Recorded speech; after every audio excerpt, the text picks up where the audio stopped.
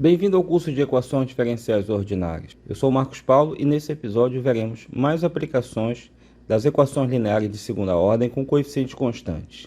No episódio anterior nós falamos de movimento harmônico simples. Exploramos algumas situações e veremos outras agora. O movimento é forçado quando existe uma força externa, F de t, atuando no sistema. Então, pela segunda lei de Newton, que a gente faz força igual a massa vezes aceleração, a força resultante é a força F de t, que atua no sentido positivo do movimento, menos Kx, que é a força restauradora da mola, atuando no sentido contrário do movimento. Aqui eu estou considerando também uma força proporcional à velocidade, atuando contra o movimento, então menos beta dx dt, e a massa multiplicada pela aceleração d2x dt2. Essa equação simplifica para m d2x dt2 mais beta dx dt mais kx igual a f de t.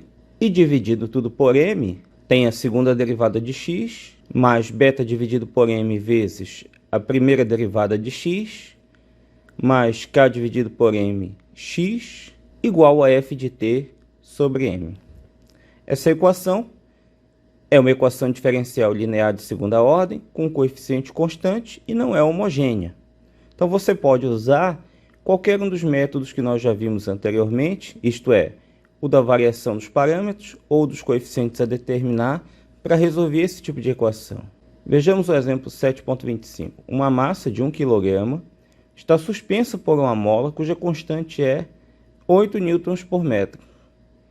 Essa massa é posta inicialmente em movimento, sem velocidade inicial, por aplicação de uma força externa igual a F de t igual a 16 cosseno de 4t. Determine o movimento subsequente da massa, considerando que a força, devido à resistência do ar, seja de menos 4x' newtons. Então aqui nós temos os dados do problema, m igual a 1, a constante da mola que é 8, a força de resistência que é menos 4x', o coeficiente beta então é igual a 4, e a força externa igual a 16 cosseno de 4t. Então, colocando esses dados na segunda lei de Newton, 16, 4 cosseno de t, menos 8x, menos 4 dx dt, ', a m vezes d2x dt2. Que nós podemos organizar como x duas linhas, mais 4x', mais 8x, igual a 16 vezes cosseno de 4t. Vamos então montar a equação homogênea associada e a partir dela tirar a sua equação característica. Lambda ao quadrado mais 4 lambda mais 8 igual a 0. Resolvendo aqui pela fórmula de Bhaskara, nós temos menos 2 mais e menos 2i. Temos então como solução da equação homogênea x de t igual a e elevado a menos 2t multiplicado por C1 cosseno de 2t mais C2 seno de 2t. Não se esqueça que o menos 2 aqui da exponencial é o que está antes do mais e menos, e o arco é 2t porque é o coeficiente entre o mais e menos e a unidade imaginária. Vamos obter a solução particular usando o método dos coeficientes a determinar. Por isso, eu vou em busca das constantes a e b, tais que a solução particular tem a forma a cosseno de 4t mais b seno de 4t. Lembrando que esse 4t é o mesmo que aparece no segundo membro da equação que estamos tentando resolver. Pois bem, vamos então derivar a solução particular. Fica menos 4a seno de 4t mais 4b cosseno de 4b. E derivando mais uma vez, nós temos menos 16a cosseno de 4t menos 16b seno de 4t. Agora a gente leva xp, x' p e x duas linhas p na equação diferencial. Essas duas parcelas aqui são da segunda derivada, mais 4 vezes. Esse parêntese aqui é a primeira derivada, mais 8 vezes. Esse outro parêntese é a solução particular, igual a 16 cosseno de 4t.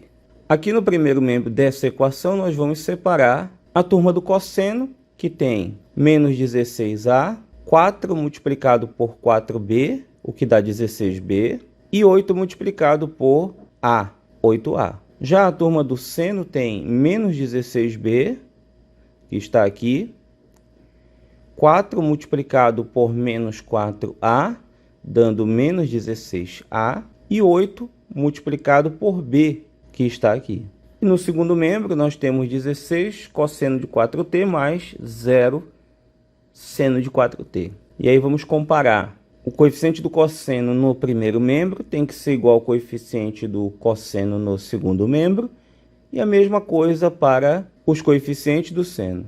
Então eu simplifiquei aqui, menos 16a mais 8a, que deu menos 8a mais 16b, igual a 16. E aqui eu também posso simplificar ficando menos 16a menos 8b igual a 0. Recaiu então num sistema linear 2 por 2, cuja solução é a igual a menos 2/5 e b igual a 4/5. E a solução da equação diferencial é x de t igual a e elevado a menos 2t, c1 cosseno de 2t, mais c2 seno de 2t, onde nós temos aqui o menos 2/5 cosseno de 4t, mais 4/5 seno de 4t. Agora vamos resolver o problema de valor inicial. A primeira condição é que x de 0 é igual a 0. Isso porque o bloco de massa parte do repouso. Nós temos aqui seno de 0 e seno de 0 vão cancelar. Vai sobrar então aqui cosseno de 0, que é 1 vezes C1, dá C1, e menos 2/5 vezes 1 do cosseno de 0.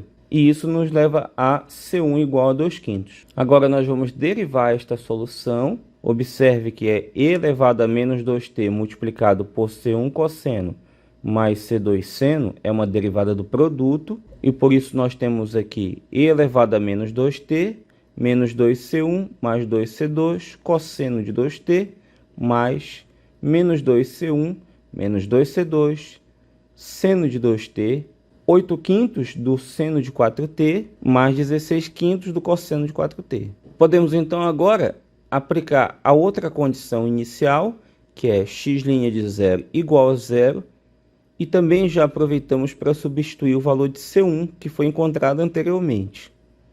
Aí vai dar e elevado a 0 menos 2, multiplicado por 2/5, 2C2, o cosseno de 0 é 1, e essa parte vai zerar, assim como essa outra parcela, por causa do seno de 0.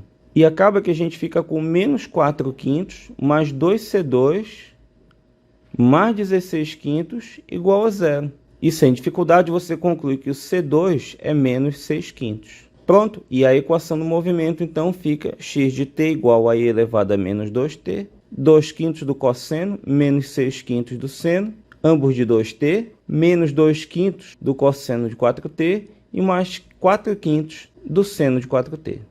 Uma outra situação em que nós temos equações lineares de segunda ordem é no circuito RLC em série, onde temos aqui uma resistência R, uma indutância L e uma capacitância C. A presença da resistência faz com que a energia eletromagnética total seja dada pela equação U igual a UI mais UC, sendo que o I é a energia no indutor, o C é a energia no capacitor e o U é a energia no resistor. Neste caso, a energia eletromagnética diminui com o tempo, pois parte dela é transformada em energia térmica, com taxa de transformação dada pela relação dU/dt é igual a menos I quadrado R. E agora então eu vou substituir o U, que é igual a UI mais o C, aqui nessa equação. Só que esse UI é dado por Li ao quadrado sobre 2 e o C é Q ao quadrado dividido por 2C. Nós temos então pela regra da cadeia Li di dt mais Q sobre C dq dt igual a menos I ao quadrado R. Mas por definição, I é dq dt e sua derivada então será d2q dt2. Substituindo esse resultado na primeira parcela e por dq dt aqui na segunda parcela, obtemos Li d2q dt2 mais Q sobre C I igual a menos IR dq dt. Dividindo tudo por Li e arrumando um pouquinho, nós temos a equação d2q dt2 mais R sobre L dq dt mais Q dividido por LC igual a zero, que é uma equação diferencial linear de segunda ordem e homogênea. E tal como no movimento forçado que nós vimos agora há pouco, pode ocorrer que haja uma fonte de energia nesse circuito, por exemplo, de uma bateria, e nós teremos então uma força eletromotriz E de T. Dessa forma, a equação diferencial ficará d2q dt2 mais R sobre L dq dividido por dt mais Q dividido por LC igual a E de T dividido por L, tornando a equação, então, de segunda ordem, mas não homogênea.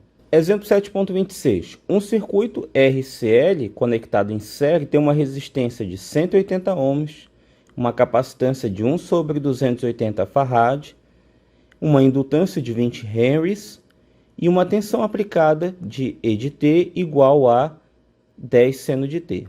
Admitindo que não haja carga no capacitor, mas que exista uma corrente inicial de 1 ampere em T igual a zero, quando a tensão é inicialmente aplicada. Vamos determinar a carga subsequente aplicada no capacitor. Então, os dados do problema são R igual a 180, C igual a 1 sobre 280, L igual a 20, E de T igual a 10 seno de T, e o problema de valor inicial, Q de 0 igual a 0 e Q' de 0 igual a 1. Observe que Q' de 0 igual a 1, pois a corrente é a derivada de Q. E como o problema fala de uma tensão aplicada no circuito, devemos usar esta equação. E aqui os dados substituídos simplifica para d2q dt2 mais 9dq dt mais 14q igual a metade do seno de t. Essa também é uma equação que você pode resolver tanto pelo método de variação das constantes ou pelo método dos coeficientes a determinar. E fica como exercício você concluir que a solução é Q de t igual a 11 sobre 50, e elevado a menos 2t, menos 101 dividido por 500, e elevado a menos 7t, menos 9 sobre 500 cosseno, mais 13 sobre 500 seno. Nosso último problema de aplicação é o pêndulo simples. Nós temos uma massa M conectada sobre um fio de comprimento L, inextensível, e vamos considerá-lo sem massa e flexível. Esta massa se move conforme esse arco de circunferência. Vamos considerar que a gente tem uma força de tração aqui, que seja a mesma dessa, e aí ela se anula. Pela segunda lei de Newton, nós temos massa vezes aceleração. Essa aceleração aqui é a segunda derivada de Lθ. Observe que o caminho percorrido é o arco de circunferência, e da geometria plana, o comprimento do arco seria L vezes θ. E aqui nós temos menos mg seno de θ, que é a componente tangencial da força peso. Nosso objetivo aqui é saber qual é o ângulo formado entre o fio e essa vertical no instante t. Por isso, calculando essa derivada, nós temos ml d2θ dt2 igual a menos mg seno de θ. Ou ainda, d2θ dt2 mais g sobre L seno de θ igual a zero. Na passagem para essa equação, eu somei mg seno de θ em ambos os membros e depois dividi tudo por ml. Só que essa equação obtida não é uma equação diferencial linear de segunda ordem, por causa da presença do seno. Porém, lembrando que limite de seno de θ dividido por θ é igual a 1 quando θ tende a zero, isso significa dizer que para pequenos ângulos θ, o seno é aproximadamente igual a ele. Então, para pequenos deslocamentos dessa massa M, podemos modelar o seu movimento por d2θ dt2 mais g sobre L θ igual a zero, o que seria uma equação linear de segunda ordem e homogênea.